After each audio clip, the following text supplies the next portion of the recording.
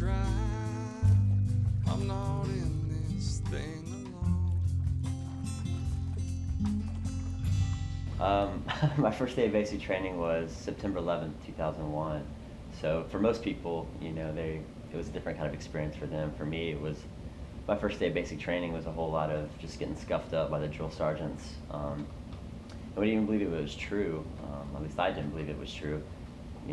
The scope of things, at least they said 20,000 are dead, the World Trade Centers are down. It's just kind of sounds very fairy tale if you actually can't see it.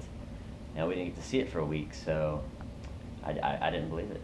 I couldn't believe it. It just didn't. It wasn't fathomable, So everything kind of changed after that. But honestly, I really didn't find what I was looking for in the military till after I got back from my first deployment and the training, really hardcore training, and then the second deployment.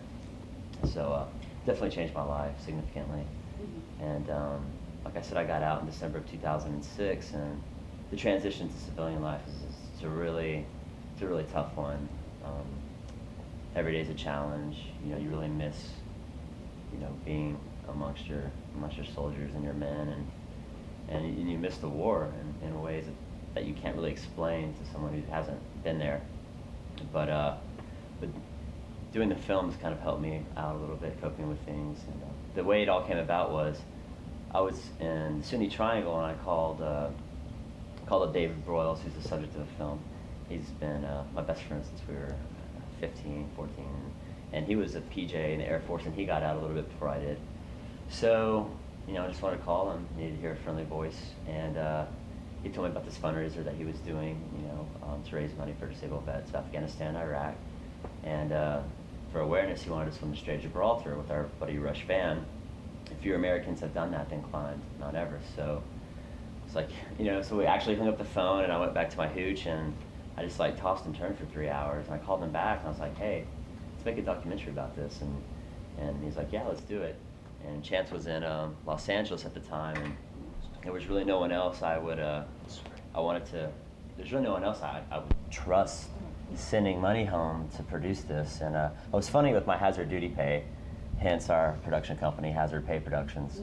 So I called Chance up, and he agreed to do it, and moved back to Austin and worked full-time on it. So yeah, that's kind of how it all got started.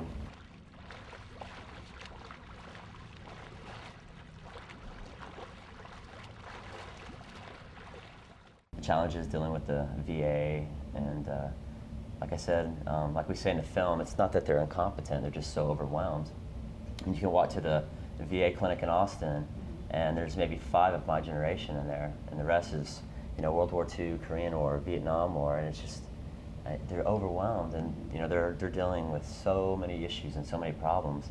So we're hoping with our film we can maybe possibly raise some awareness of all this. Well, the veterans who are actually in the film love it. They're completely floored by it, which is a huge honor to us because they really open up their lives to us, and that's no small feat. When you're disabled with that, so we were really happy that they feel we did them justice. And we're actually screening at the Coalition for Texas with Disabilities in September. We were invited to screen there. So that'll be the first time where we really get a lot of the disabled veterans and stuff to be able to see it. So hopefully we'll get a good reaction from them as well.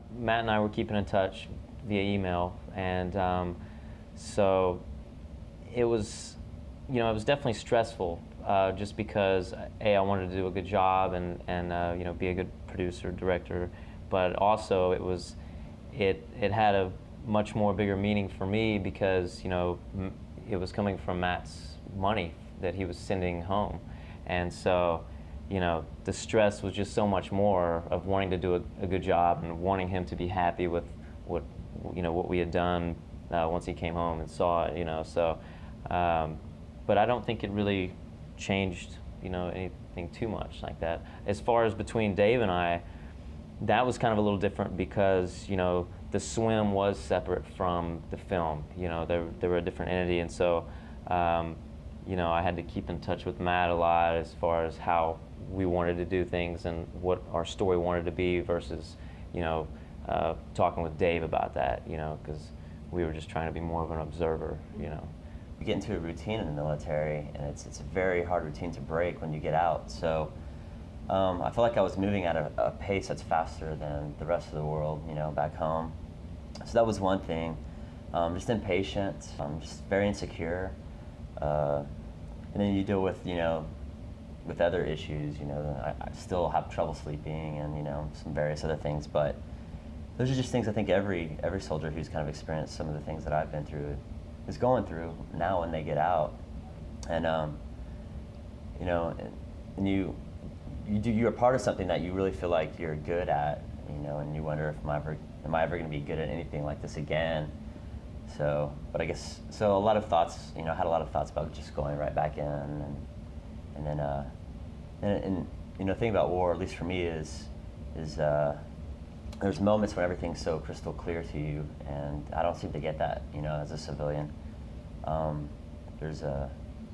It's almost, I guess it's really hard to explain. It's like a, you know, it's like a sense of duty, not duty, but it's a sense that you're doing something that you can never compare to anything ever again. Maybe for women that's childbirth or something. But for me, I remember being in moments in the war and just being like, when it was over, just like, oh my God, you know, this is, you know, and I knew, having, you know, already been over there once, that coming home was going to be difficult. So, but getting out, I knew it was going to be really difficult. So, and it's been hard reintegrating with my friends and stuff, I think, on their end and my end. I mean, it hasn't been, you know, I mean, that hard, but it's just, you know, you kind of have to get to know each other, know each other's boundaries again. And I've certainly changed, and, you know, people have to realize that you've changed and you're not the same person you were before you enlisted.